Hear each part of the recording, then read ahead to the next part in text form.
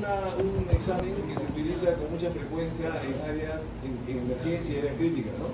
Lo que nos mide son la parte oxigenatoria, nos miden la parte ventilatoria y nos miden el equilibrio ácido-base. Esas son las tres cosas que nos miden.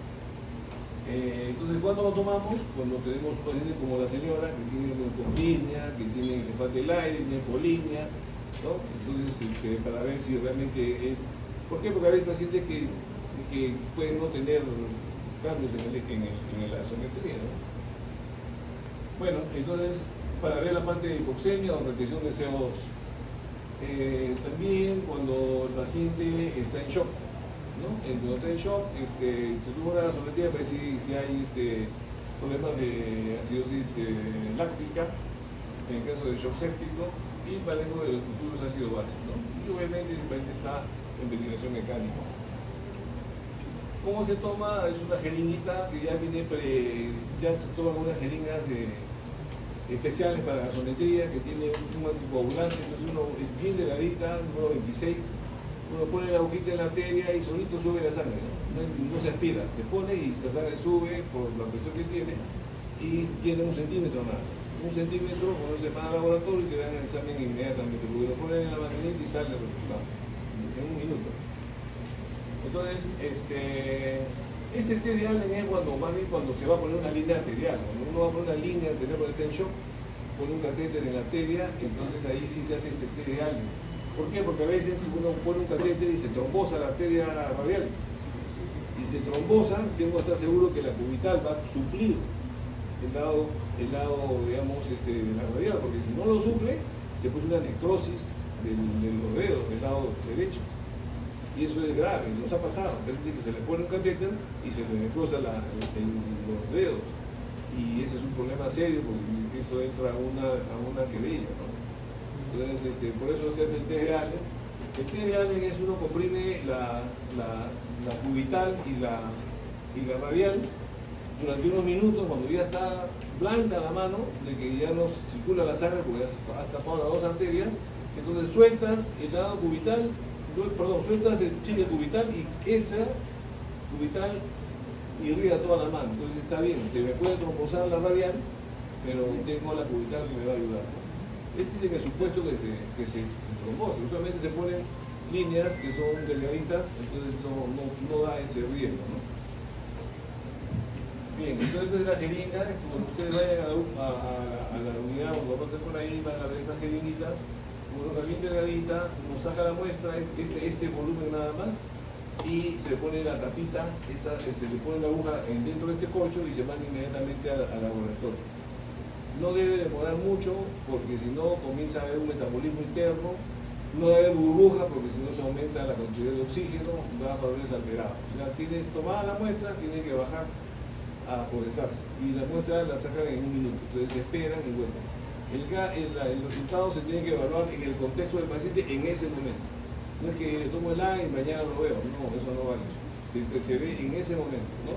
Y ahí se decide qué terapia se va a hacer, en función de eso. Entonces eso es tomarlo rápido, y si se van a demorar, porque dicen, esperen un ratito que vamos a llevar otras muestras de otro paciente, entonces lo ponen en hielo, lo meten a la red, o en una cubeta con hielo, para así disminuir el metabolismo de las células o leucocitos, que son los que pueden alterar la muestra, ¿ya? Y si tiene aire, lo botan en el aire. Bien, entonces se evalúa la parte oxigenatoria, la parte ventilatoria y el equilibrio ácido-base. Bueno, el pulmón lo que hace es oxigena la sangre, y esa sangre oxigenada es la que vuelve a todo el organismo y que utiliza el oxígeno, ¿no? Entonces, lo importante es que hay una buena oxigenación acá y una buena circulación. Este es el pulmón es puro, esta es la parte alveolar, ahí están los bronquiolos, terminales, sus divisiones, y acá los sacos alveolares. Entonces, dice que esto tiene un área de 70 metros cuadrados y es puro epitelio, ¿no? Y acá tenemos todo lo que es el endotelio vascular, donde por ahí pasa toda la sangre, son 4 litros, 5 litros por minuto. Entonces llega ahí y se hace el intercambio gaseoso, ¿no? Bien, entonces, ¿qué pasa si hay un coágulo? Se va al pulmón. Entonces va a haber áreas, digamos, que van a comprometerse porque van a estar tapadas, no va a haber irrigación ahí. Entonces ahí funciona como que, ¿qué pasa si llegan esos coágulos que tiene esa paciente? Que todo el lado derecho está tapado, entonces ahí no hay ventilación. Pero ¿hay circulación o no? Sí hay circulación, entonces la circulación sí va a haber, pero ahí no va a haber forma de eliminar el CO2 porque no hay intercambio, ¿no es cierto? Hay un área grande, ese es el espacio muerto fisiológico, ¿no? O sea, por el evento que ha habido, ese espacio muerto normal que hay 150 aumenta, ¿no? Entonces hay un aumento del espacio muerto. Bien, esto solamente para recordar, el gen inspirado, la presión barométrica, la presión alveolar, el intercambio gaseoso, lo que llega al corazón derecho tiene una presión de oxígeno de 40 con una saturación de 75, y cuando se intercambia en la membrana alveolo-capilar sale con una saturación de más de 95, con un PO2 de 95, acá hay el CO2 de 46, acá sale en 40, se hace el intercambio, ¿no? Se derecha el oxígeno y sale el CO2. La cantidad que llega al mitocondria que nos utiliza el oxígeno es solamente 5 minutos de cambio de presión. Bueno, esto relajado en esa respiratoria, creo que habrá una clase para eso. Y las diferentes medidas que hacemos de oxigenación por la gasometría, ¿no? Tenemos el PO2 en relación al FiO2, el PO2 a diferentes FiO2, cómo varía, la gradiente arterial, el porcentaje de Schuh, contenido arterial de oxígeno, la presión PA de lado 2, índice respiratorio y el PAFI, que es lo que más se conoce, ¿no? Entonces eso lo vamos a ver en otra clase, creo. Esa respiratoria. Bueno, miren acá, es de hipoxemia leve, menos de 80. ¿La señora cuándo tenía? Ya, estaba en este marrón, tenía una hipoxemia leve moderada, ¿no? La señora no tenía una hipoxemia severa, como menos de 40, que sí, porque se anota. Después la relación entre el FiO2, si un paciente yo le doy oxígeno, puede ser normal, es 0,21, le doy oxígeno 0,30, la presión arterial aumenta en 5 más o menos. Si vuelvo yo puede que no me suene tanto, pero un pulmón sano, le doy 0,30 de oxígeno, su PaO2 debe ser 150. Si le doy 40%, debe ser 200 por 5. Si le doy 50, debe ser 250. Si le doy 100%, es una máscara de reservorio bien pegada, debe ser 500. O sea, así debe haber la respuesta normal al oxígeno. Si yo a un paciente le doy 40% y tiene 100 de PO2, ¿qué digo? Que tiene un problema oxigenatorio, ¿no? Yo esperaría que suba más. Entonces, eso es una forma también de evaluar así un poco rápida que hay un problema oxigenatorio. Lo que se utiliza más para ver la gradiente alveolo arterial, o sea, cuánto acá en la arteria, alveolo, acá en la arteria, esa diferencia es la que mide el intercambio oxigenatorio. Entonces ahí se mide la presión alveolar menos la presión arterial, esa es la gradiente, ¿cierto? Esa es la gradiente. Entonces si yo digo que la presión alveolar es como 100 y la presión arterial es 98, ¿cuál es mi diferencia? 100 menos 98, 2, ¿no es cierto? Eso es lo normal. Puede ser que por la edad no sea tan perfecto, o sea, tengo 100 y tengo 96, tengo 96, la diferencia sigue siendo poca, ¿no es cierto? ¿Cómo se mide esto? ¿Cómo se mide la presión alveolar del alveolo? ¿No? Entonces no es como el área arterial, no voy a meter una sonda para sacar del alveolo. Es la presión inspirada por la presión barométrica menos la presión de agua, y esto menos el PCO2 entre 0,8, que es el coeficiente respiratorio. Entonces 150 es lo normal, PCO2 menos 0,8 a un FiO2 0,21, eso me da la presión alveolar. Esa presión alveolar le resto la arterial y me sale la gradiente. Lo normal es que sea de 13 a 15, ¿no? Y varía por la edad, ¿no? Puede ser 2 para la edad progresiva. Entonces, esa es la ecuación de la gradiente alveolar arterial del oxígeno, que aumenta cuando hay patología pulmonar, ¿no? Lo otro que a veces se pide es el shunt. ¿Cuánto de shunt hay? O sea, cuánto de sangre entra ¿no? Y hay una zona del pulmón que no está, que está afectada por neumonía, por hemorragia, por lo que fuera, entonces la sangre se desvía, entonces se crea un shunt, ¿no? Entonces hay sangre que está no oxigenada y se mezcla con la sangre que sí está oxigenada. Entonces ese shunt también se puede medir, normalmente es 3%, 5% y se puede medir. Cuando es muy severo el shunt, produce hipoxemia refractaria, que no mejor ni con oxígeno, ¿no? Cuando es más del 50% del shunt. Después, otra cosa que se mide es la relación de la presión arterial y la presión alveolar. O sea, hay que medir la presión alveolar también, ¿no? Que va 0,90 normalmente, usualmente, y si hay shunt, también eso va a alterarse. Esta de acá es la relación del PAFI, que es lo que se utilizó mucho durante el COVID, ¿no? La familia decía, ¿y cómo está el PAFI?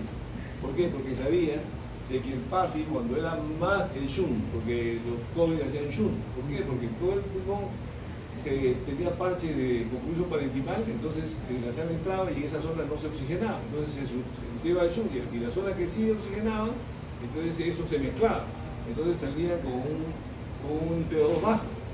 Entonces se medía el PAFI. ¿Qué es el PAFI? Es la relación de la presión arterial de oxígeno, que es la que medimos con el AGA, entre la presión inspirada de oxígeno. Entonces, si nosotros tenemos, por ejemplo, un paciente que sabemos que le doy 0,30 o 0,50 de oxígeno y sé que debe ser por 5, debería ser, ¿cómo se llama?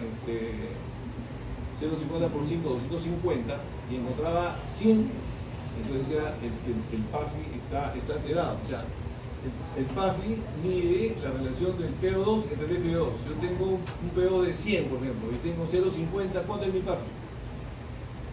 100 entre 0,5. ¿Ah? 200.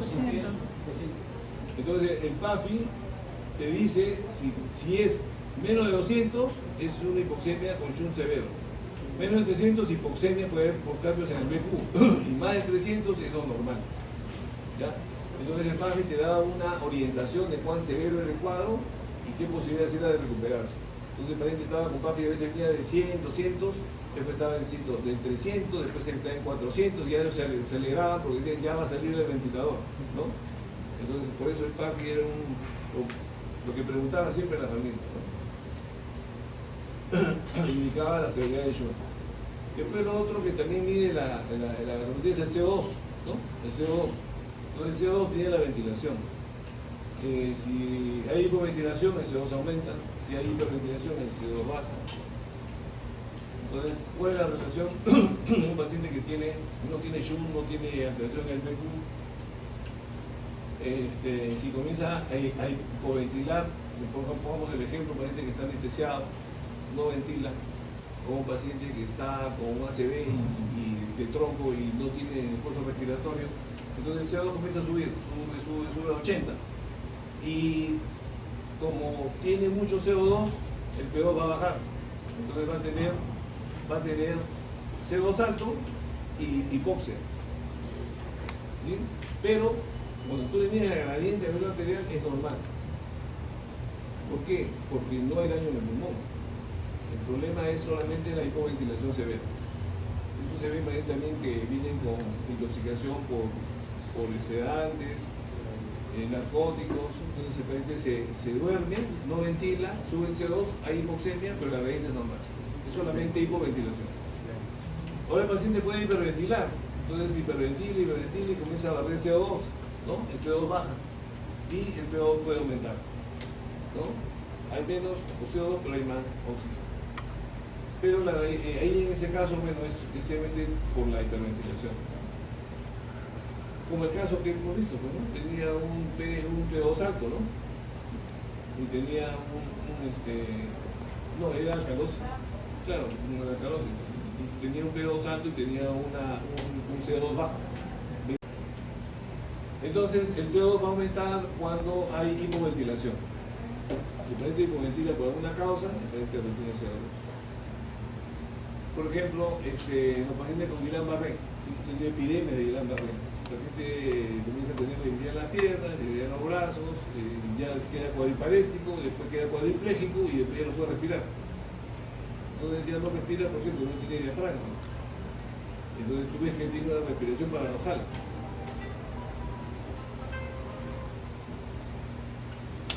Entonces no ventila, comienza a tener CO2. O sea, la ventilación es la clave que barre el CO2. Si tiene una buena ventilación, va a barrer el CO2. Puede ser otra casa, un problema obstructivo, de un paciente con asma severa, como se cierran los bronquios, no ventila y comienza a subir el CO2. Es una cosa trágica. Es un asmático, comienza a subir el CO2 y no mejora con los bloques respiratorios, es una cosa severa, ¿no? Bueno, y por otras causas más. El CO2 es a nivel de los tejidos, entra el oxígeno y sale el CO2. Entonces el CO2 lo que hace primero, por la hidrasa carbónica, puse ácido carbónico, ¿no? Se puse bicarbonato, este hidrógeno es capturado por la hemoglobina y el bicarbonato sale y entra un cloro para mantener el equilibrio iónico. Y parte del CO2 se pega a la hemoglobina por una carboxihemoglobina. Entonces, ese es en la zona de los tejidos. El oxígeno entra en la célula y sale el CO2, ¿no? Y a nivel del alveolo es al revés. A nivel del alveolo el CO2 sale y el oxígeno carga a la hemoglobina. Entonces aquí la hemoglobina se oxigena, este hidrógeno se desprende, con la hidrasa carbónica se produce, ese ácido carbónico se convierte en CO2 y eso se elimina, ¿no? Es más o menos esa es la secuencia. Entonces, ¿cómo se transporta el CO2? A través del bicarbonato, ¿no? Fundamentalmente.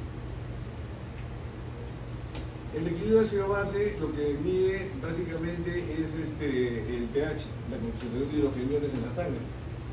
Esos hidrogeniones se van a producir por los alimentos que ingerimos, por la dieta, se van a producir 1 microgram por kilo por día. Y el metabolismo, 13.000 a 15.000 de CO2, milimoles de CO2 por día. Entonces, esa carga de CO2 y esa carga de hidrogeniones que entran por la dieta se tienen que eliminar, si no estaríamos acidóticos. Entonces, ¿quién elimina la carga de hidrogeniones? El riñón elimina igual 1 microgram por kilo por día y el pulmón elimina todo el CO2 que se produce. Entonces hay un equilibrio y el pH es normal. Entonces, los hidrogeniones, bueno, acá está básicamente lo mismo, es regulado por los riñones, los hidrogeniones y el CO2 por el pulmón. Entonces, los órganos que regulan el equilibrio CO2 son el pulmón y el riñón.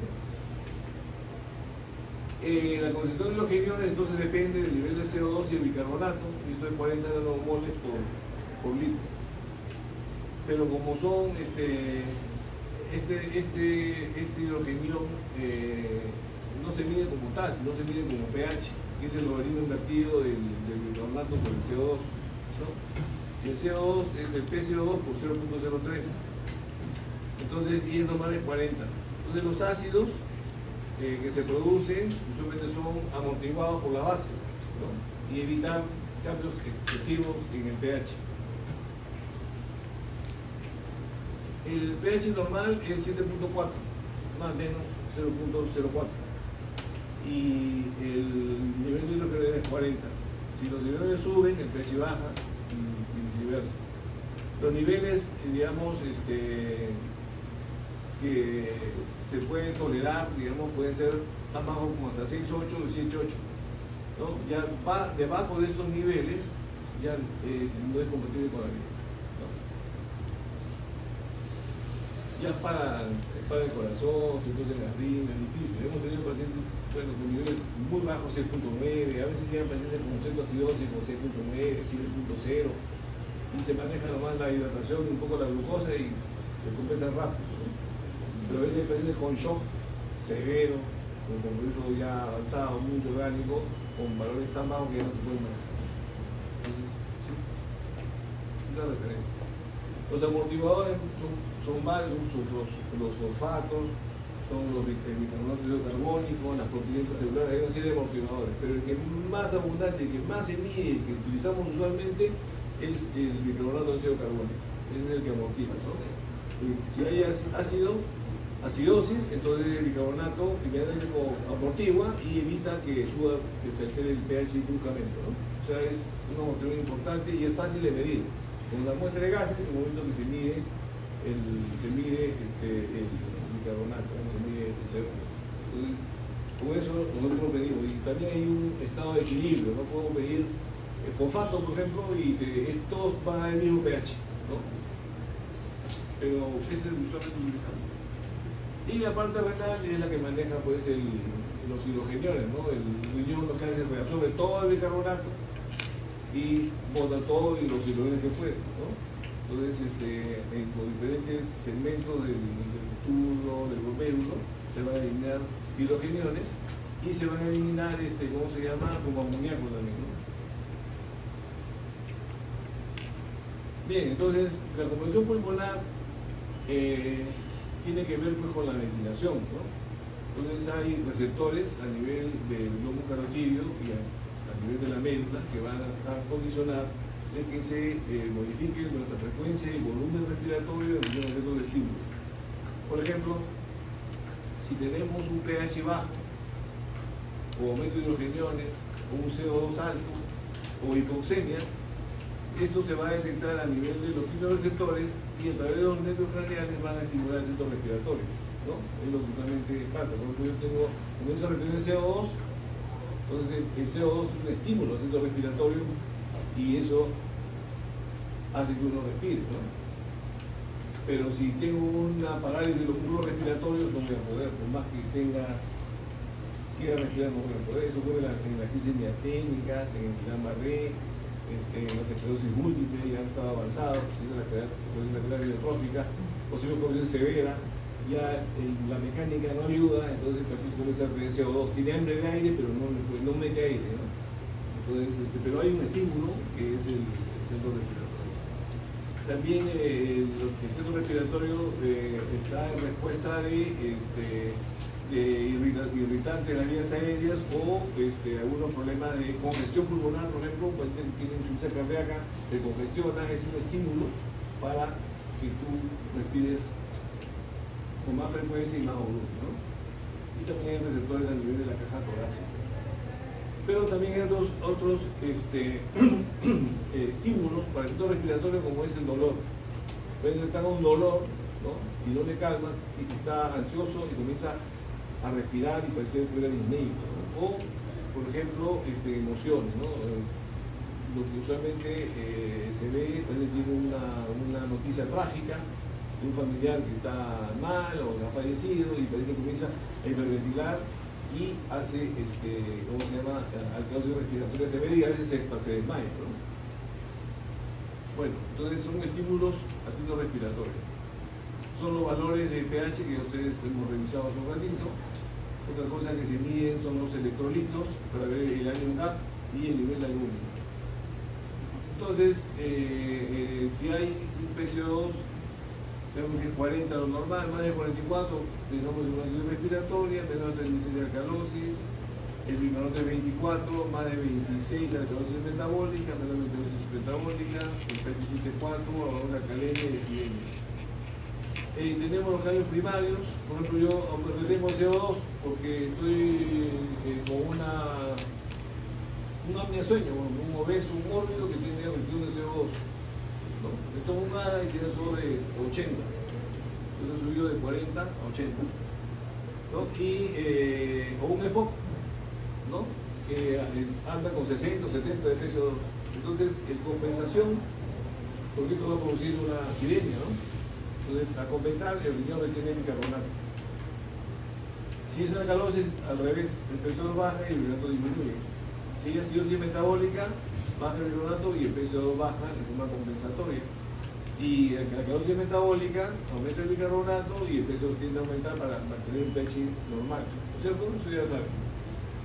Pero hay cambios, hay compensaciones. Entonces, sí, va a compensar, pero ¿cuánto compensa? Entonces, si no compensa en lo que debería, o es más o menos, entonces hay un trío mixto, ¿no? Un trío mixto. También creo que van a revisar. En la acidosis metabólica, ¿no? Hay cambios en el PCO2, ¿no es cierto? ¿Cuál es el PCO2 esperado? Entonces hay alguna fórmula como esta, ¿no? 1.2 por el cambio de bicarbonato, 24 menos 14, 10 de diferencia, por 1.2 debe subir, por ejemplo, el PCO2 debe subir en acidosis, esa es acidosis metabólica. Si yo tengo un bicarbonato, por ejemplo, de 24 bajó a 12 o a 14, que sea 10. Por 1.2 es 12, entonces el cambio de PCO2 por ese bicarbonato debe ser 12, si es, ¿no?, el PCO2. Igual en la acidosis metabólica, ¿cuánto es el cambio de PCO2? Es en función del bicarbonato, el cambio de bicarbonato, por 0.6. Igual es en la acidosis respiratoria, el cambio de bicarbonato es igual a 0.1 por el cambio en el PCO2, ¿no? Eso se saca la forma. Vamos a ver cómo ejemplo después.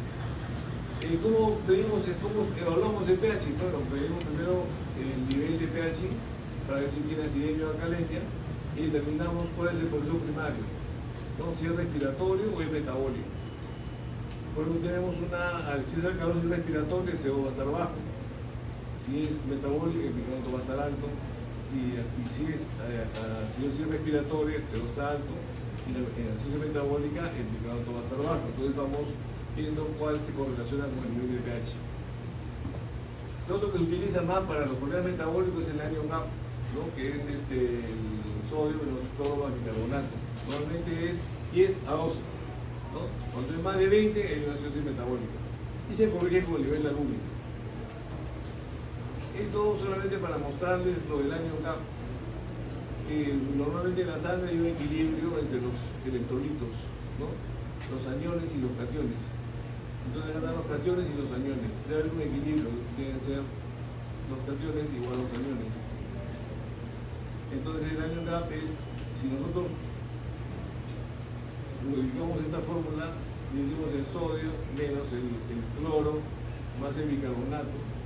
Sodio acá está, cloro, bicarbonato que lo hemos sacado de acá, esto queda y esto lo pasamos para acá, sería así, el sodio menos cloro bicarbonato es el anion gap. ¿Y qué es el anion gap?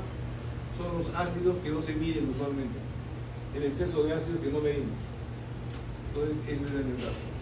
Ese anion gap, esos ácidos que no medimos es de 8 a 12 miligramos por litro. Entonces eso es lo normal.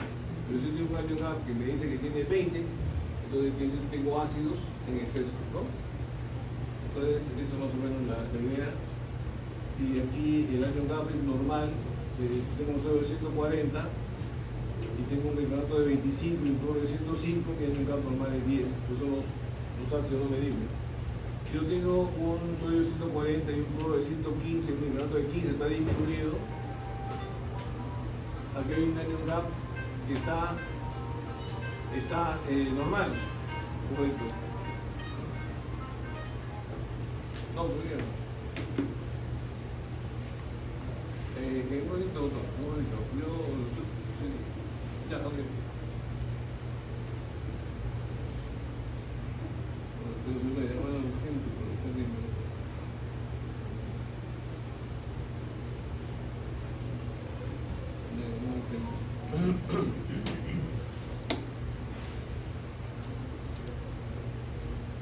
Una pausa, un ratito.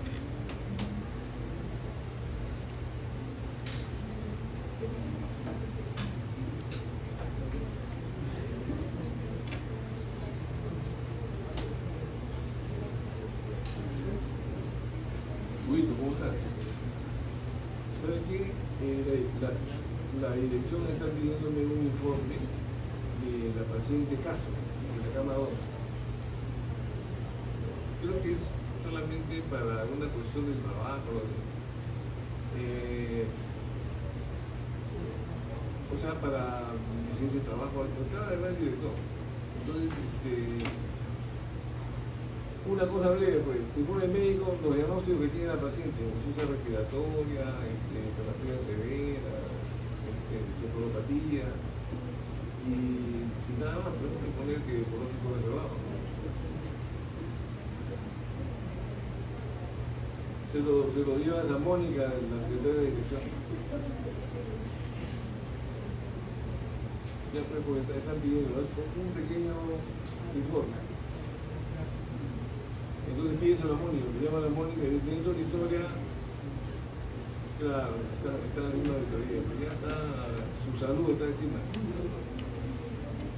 Sí, pero tiene que tener un rato para hacer un informe, dentro del informe de hacer acaso, el resto no me dijo.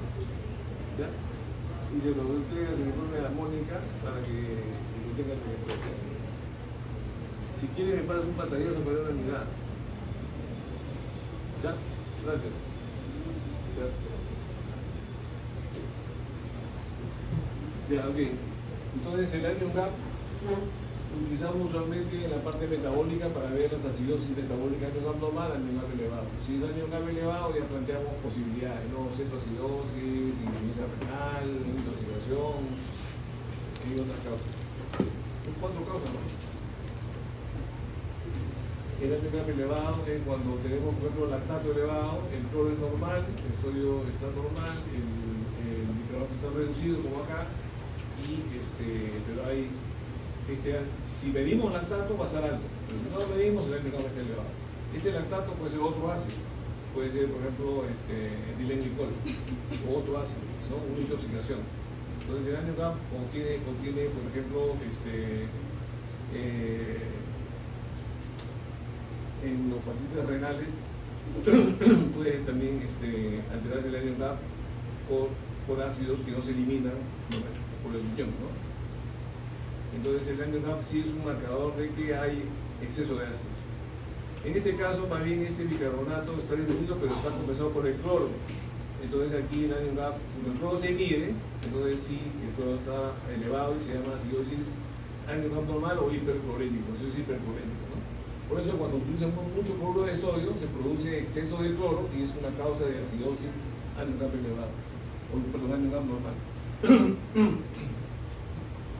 Bien, y lo otro, después que sabemos si es acidosis metabólico-respiratoria, es la compensación, ¿no? La compensación en la acidosis metabólica, por ejemplo, es como la fórmula anterior, es la disminución del PCO2, porque se produce consumo de bicarbonato, entonces el CO2 baja. ¿En cuánto baja? Es 1.3 por la disminución de bicarbonato. O lo que usamos usualmente es el PCO2 del bicarbonato por 1.5 más 8 más menos 2. Por ejemplo, tengo un bicarbonato de 10. Entonces, si tengo 10 de bicarbonato, ¿no?, se consumió el bicarbonato porque había un ácido que en exceso que el bicarbonato lo ha amortiguado, pues ha bajado el bicarbonato. Entonces yo digo, multiplico por 1.5, 10 por 1.5 es 15, más 8 es 23. Entonces el PCO2 calculado debería ser 23, o más menos 2, o sea, 21 y 25. Si salen 30, entonces digo, además de la acidosis metabólica tiene una acidosis respiratoria. Si salen 10, el CO2 más bajo, además de la acidosis metabólica tiene una alcalosis respiratoria, ¿no? Entonces, para eso sí. Igual, en la alcalosis metabólica, cuando en la alcalosis metabólica sube el bicarbonato y de forma compensatoria tiene que, hay una hipoventilación y el CO2 sube. ¿Cuánto sube el PCO2? Depende de la magnitud de la alcalosis, ¿no? En los casos leves es 0,6 por el aumento del bicarbonato, y en los casos moderados es el bicarbonato más 0,9 más 15, y los severos bicarbonato por 0,9 más 9 más menos 2. Son fórmulas que se utilizan para poder saber la compensación. Y también en los casos de ya alteraciones de transformación más complejas, también se mide el bicarbonato corregido, ¿no?, que es el bicarbonato medido más el año GAP menos 12. O sea, diríamos que año GAP menos 12, si el año GAP es, por ejemplo, 20 o 24, quiere decir que hay digamos, exceso de ácidos. Entonces 24 menos 12 va a ser 12. Si el bicarbonato, por ejemplo, es 20 y le sumo 12, son 32. Por encima de 36 se habla de que hay una alcalosis metabólica asociada. Y si es menos de 22, se habla de una acidosis metabólica no etapa asociada. Entonces, sirve para poder determinar equilibrios que hubieran sido más complejos, ¿no? Esto usualmente se ve en pacientes que están muy críticos, que tienen varios órganos complicados, ¿no? Por ejemplo, cuidados intensivos hay pacientes que llegan en shock, tienen falla renal, están en diálisis, están con vasopresores, tienen falla hepática, entonces y están en ventilación. Entonces ahí el equilibrio básico se mide para ir corrigiendo prácticamente en cada turno, ¿no? O cada 6 horas, en la fase más crítica. Una vez que ya se estabiliza, entonces ya solamente tomamos una vez al día si es necesario. La cirugía respiratoria puede ser aguda o puede ser crónica. ¿Cuándo es aguda? Cuando yo tengo ACV o tengo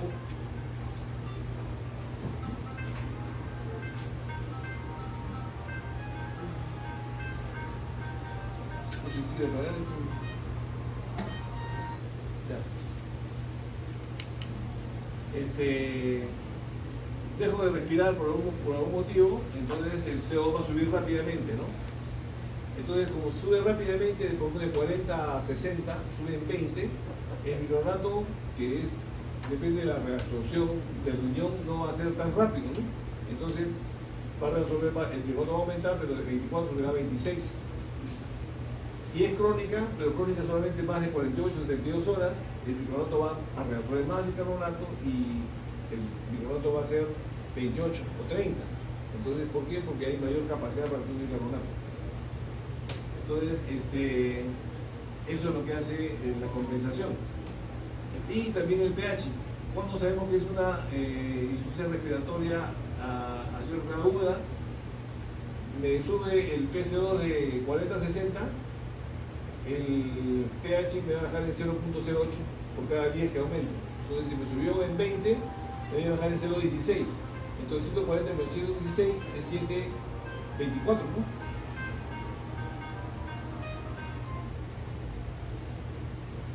Entonces 0.24. Entonces, y si es crónico, el pH va a bajar en 0.03. ¿Por qué? Porque hay más bicarbonato. ¿Ya? Entonces el pH, si es agudo, baja en 0.08, si es crónico, baja en 0.03. Y el bicarbonato aumenta 1 por cada 10, se aumenta por lo menos 4 por cada 10 de aumento de CO2. O sea, hay más bicarbonato, ¿no? Eso tiene un límite, ¿no? No puede llegar a hipoventilar mucho el paciente tampoco. El máximo que puede compensar hasta 45 CO2. ¿Ya? 45 de bicarbonato, no CO2 bicarbonato.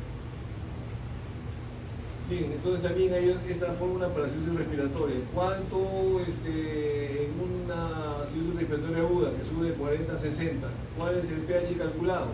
Hemos dicho que baja en 0.08, pero esta fórmula dice pues el PC2 medido menos 40 por, o sea, 740 menos 0.008 por la diferencia del CO2 medido menos 40.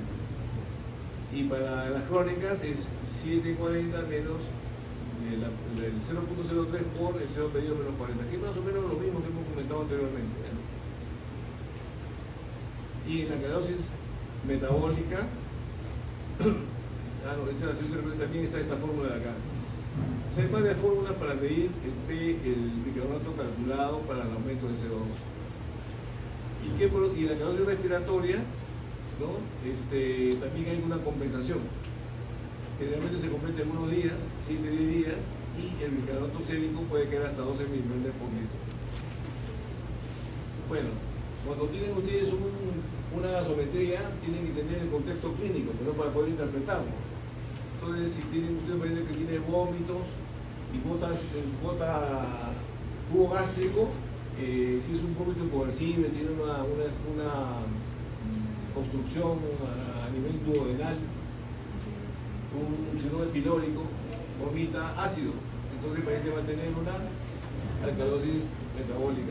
Y tiene diarreas, o va a tener una acidosis metabólica normal, o hiperclorémica, sin aniogap, ¿no? El estado de conciencia, si tú imaginas que no ventila bien, está respirando con las rutas, dice que tiene acidosis respiratoria, ¿no? Si es diabético, puede tener una descompensación, una cetosis diabética. Entonces estoy pensando que por qué me puede dar si es renal, va a tener una acidosis metabólica, ¿no? Porque no bota los ácidos y va a estar acidótico. Y hay que ver en qué nivel está. Si es cirrótico, eso produce amoníaco, produce aumento del estímulo respiratorio y produce alcalosis respiratoria. ¿No? Cuando le preguntan cuál es el disturbio ácido base de la cirrosis, la alcalosis respiratoria, o un ingesto de tóxicos. Entonces, en el examen clínico hay que ver la frecuencia respiratoria, el estado de sensorio, la hidratación y el horario. Y en el laboratorio pedimos ARA y electrolitos, ¿no? Para ver nuestro ánimo.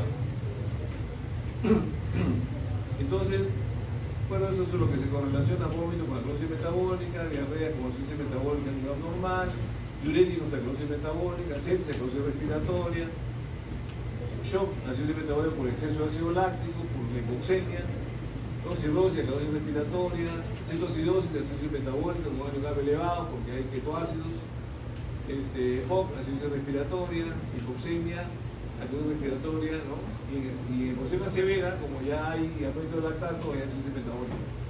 Igual así, en tromboembolia, acidosis respiratoria, que es lo que hemos visto. Entonces, nos ayuda la clínica a interpretar el estudio de gases arteriales.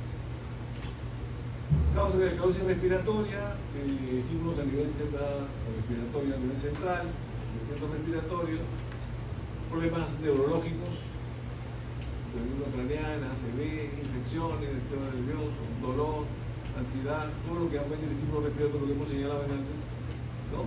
O otros estímulos que alteran el pH, ¿no? Si hay hipoxemia, también hay estímulo respiratorio, ¿no? Cuando uno va a la altura, se va uno a Huancayo, se va a una zona más alta, a Ticlio, porque uno hace como dice hiperventilar, ¿no? Entonces, ¿por qué? Por la hipoxemia. ¿Y qué más tiene? Tiene dolor de cabeza, tiene mareos, se le enrumecen las manos con la acidosis respiratoria. Y en los casos más severos, hay gente que hace, cefalea, vómitos y no puede caminar, ¿no? Porque se pone mal por la hipoxemia. Entonces, la hipoxemia es una causa de acidosis respiratoria. Problemas respiratorios también y cosas de extrínsecas, ¿no? Estamos en ventilación mecánica, cuando está mal programado el ventilador. La alcalosis disminuye la circulación a nivel cerebral, se reduce vasoconstricción cerebral y disminuye el flujo cerebral. Esa es la causa de la cefalea, la falta de concentración. Yo me acuerdo que fuimos una vez a Ticlio, a La Oroya, a hacer unas charlas. Y en La Oroya, uno de mis amigos comenzó a hablar y estaba que era asmático, parece que dio una crisis, comenzó a tener un poco de hipoxemia y se paró en frente de la sala y se olvidó todo. ¿Qué pasó? Le digo, no, un dolor de cabeza, mareado y confundido totalmente, comenzó a hablar cosas que no eran el motivo de la charla. Y eso es por hipoxemia severa, ¿no? Imagínense que vayan a jugar a La Paz, más de 4.500, los jugadores que no están aclimatados obviamente no van a poder correr, ¿no? Aturimiento, confusión, etc. Bien, también hay antecedentes cardiovasculares, ¿no? Altera el flujo de miocardio, puede haber arritmias, sí, o sea, la alcalosis puede tener problemas varios. Lo otro que también se ve es que hay alteración de los electrolitos.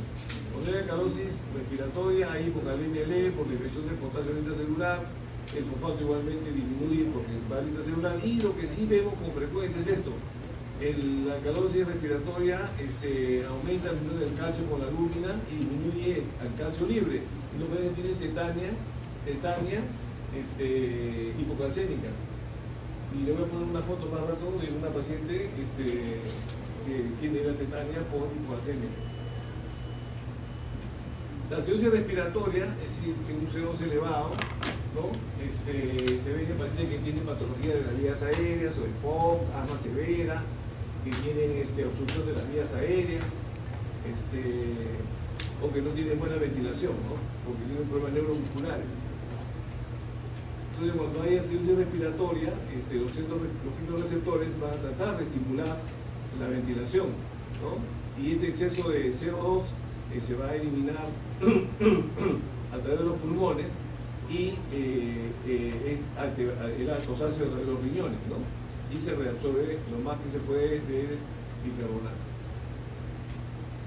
¿Qué produce la acidosis respiratoria? Ese CO2 elevado produce aumento de la vasodilatación de los vasos cerebrales y produce aumento de la circulación cerebral y también produce confusión, dolor de cabeza, y en los casos más severos puede producir convulsiones y estado de coma. Eso lo vemos con frecuencia. El paciente nos llama porque no despiertan, por ejemplo, está posanestesia, o pacientes que tienen un Guillain-Barré que ha estado estable pero que se quedó dormido, no despierta, y pacientes vemos que ventila mal. Le tomamos un A y el CO2 está en 80. Ha entrado en narcosis por CO2. O sea, el CO2 te duerme, ¿no? Entonces el CO2 va aumentando y te quedas dormido. Y en los casos severos, entras en coma. Y esto es crítico en el paciente neurocrítico. Estos pacientes son operados de TEC grave, de aneurisma, y siempre hay edema cerebral. En esos pacientes, si el CO2 aumenta y aumenta el flujo cerebral, ¿no? Va a aumentar la presión intracraneana. Entonces, si el paciente está en una situación crítica, tiene un TEC grave como edema, y el CO2 aumenta, eso lo puede matar. ¿Por qué? Porque se pueden clavar. Se produce aumento del flujo cerebral, produce edema y aumento de la presión intracraneana. Si la presión intracraneana está con las justas, lo pueden clavar. Entonces, es muy crítico el CO2 en el paciente neurológico, ¿ya? Pero, y ahí está, produce aumento de la presión intracraneana, ¿no? Aumento del volumen sanguíneo. Causa de la insuficiencia respiratoria, problemas de obstrucción de la vía aérea, licoespasmo, lomboespasmo, alteración del ciclo respiratorio por sedantes, por ACV, bueno, si hay un paro, neumotórax, hemotórax, todo es inestable, una fractura costal con un tórax inestable, que es fracturas en la zona anterior y posterior de color 3 costillas, que permite inspira este tórax eréctil, y así que hay una mala ventilación. También por alteración respiratoria, Guillain-Barré, miastenia, parálisis hipocalémica, miopatías, uso de aminoglicósidos. Yo recuerdo un paciente que tenía una peritonitis y le lavaron la cadera con gentamicina. La gentamicina bloquea la transmisión neuromuscular y el paciente no despertaba y comenzó a hacer acidosis respiratoria, ¿no? Que terminó en ventilación mecánica prolongada hasta que se fue depurando la gentamicina. ¿Y cómo valoramos un paciente en la gasometría? Por ejemplo, acá tenemos un pH 718, un pH de 80, bicarbonato de 30 y sodio y el cloro. A ver, ¿este es respiratorio o es metabólico? ¿Cómo está el pH? Está acidemia. ¿Cómo está el CO2? 80. Es acidosis respiratoria. ¿Cómo está el bicarbonato? ¿Normal? Entonces es una alcalosis metabólica. Es una alcalosis metabólica. Entonces, ¿qué manda ahí? Manda el pH. Entonces el pH dice que es acidosis, entonces es acidosis respiratoria. Es lo primero que tenemos que ver. Si la acidosis es respiratoria o es metabólica. Aquí vemos que es respiratoria. El normal es 40, el hasta 80, ¿no? ¿Qué hemos dicho? Que si sube el PCO2 por cada 10 que sube, el pH va a bajar en 0.08 en pacientes agudos. Entonces ha subido en 10, en 40, perdón. 40 por 0.08, 0.32. 740 por 732, 7.18, ¿no? Entonces, ¿es agudo o es crónico? Es agudo. Porque los crónicos bajan 0.03. Entonces, 40 por 0.03 sería 40 por 0. Por cada 10 baja 0.03. 4 por 0.03. Ya, menos 740, menos 0.3,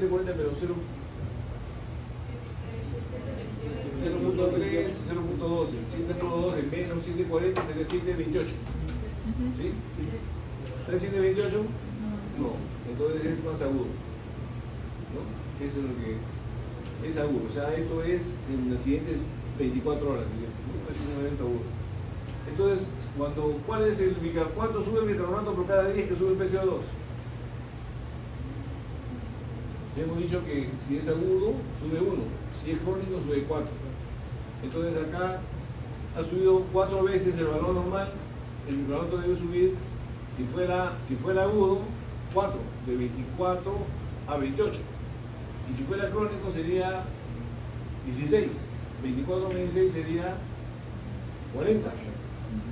Está en 30. O sea, más es agudo, ¿no? Cuando hay una capacidad de compensación.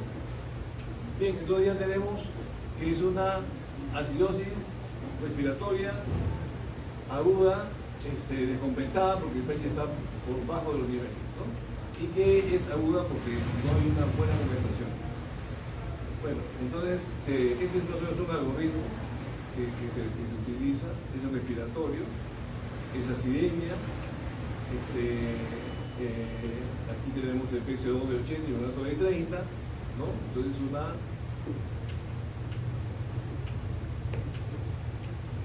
una acidemia, una asociación respiratoria y la compensación, ¿no? Que también se puede hacer por esta fórmula: C2.008 PCO2 medido menos 40, ¿no? Es lo mismo, sale 708 cuando es agudo y 728 cuando es crónico, como esta fórmula. Entonces tira más para agudo que para crónico, ¿no? Bien, y también se ve la compensación metabólica, que lo hemos dicho, ¿no? El bicarbonato ha subido en caso agudo 28 y en caso crónico 40, más es agudo, ¿no? O sea, esto es lo mismo. Entonces está compensado. Más agudo que crónico. Este es un caso que hemos tenido un paciente obeso que tenía apnea sueño y que llega porque tenía cefalea,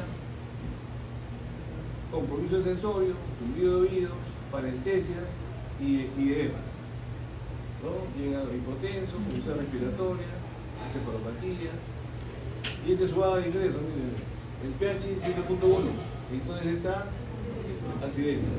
PCO2 133 es acidosis respiratoria. PO2 133 porque está con oxígeno y el bicarbonato en 45. O sea, ha subido ¿cuánto? De 24 a 45 ha subido como 19, ¿no? 20, ¿no? 19. Pero ha subido bastante y la saturación 98. Bueno, uno puede decir, oye, la oxigenación está buena, pero yo pregunto, ¿cuánto es el PAFI? Está con 0,7 de oxígeno, 70% de oxígeno. Entonces el PAFI me sale en 190, está bajo. ¿No? Hemos dicho que más de 300 está bien. Ya menos de 200 ya hay un PAFI moderadamente severo y menos de 100 es muy grave. Entonces está diciendo la verdad. O sea, tiene componente oxigenatorio y componente ventilatorio. O sea, tiene las dos cosas, ¿no? Como tiene apnea sueño, miren, el bicarbonato ha subido más del usual, porque ha subido, miren, de 40 a 131. ¿Cuánto ha subido el PC2? 90 veces, 90 de C2, ¿no es cierto? 9 veces. ¿Y cuánto debería subir si fuera agudo? 1, ¿no? Sería 24 más 9, sería 35, estamos en 45. O sea, es un paciente que tiene ya un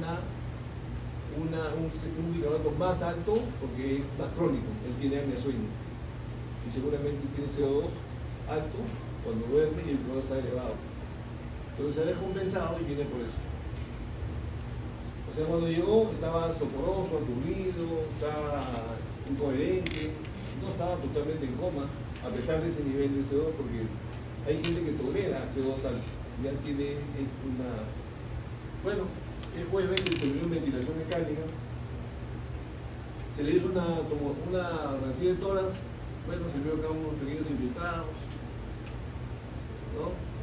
Pero le hicimos un angioten y que encontramos que tenía un trombo, también tenía un trombo. O sea, era un paciente obeso tenía una descompensación, una tromboembolia y era un retenedor crónico ese pulmón enfermo. Entonces, bueno, se le puso el ventilador al señor y está ya saliendo se fue a su casa, le estuvo, se le sacó la cánula de traqueostomía a las 3 semanas, entonces me dio como 3 semanas, y se fue bien, y ahora está bien, señor.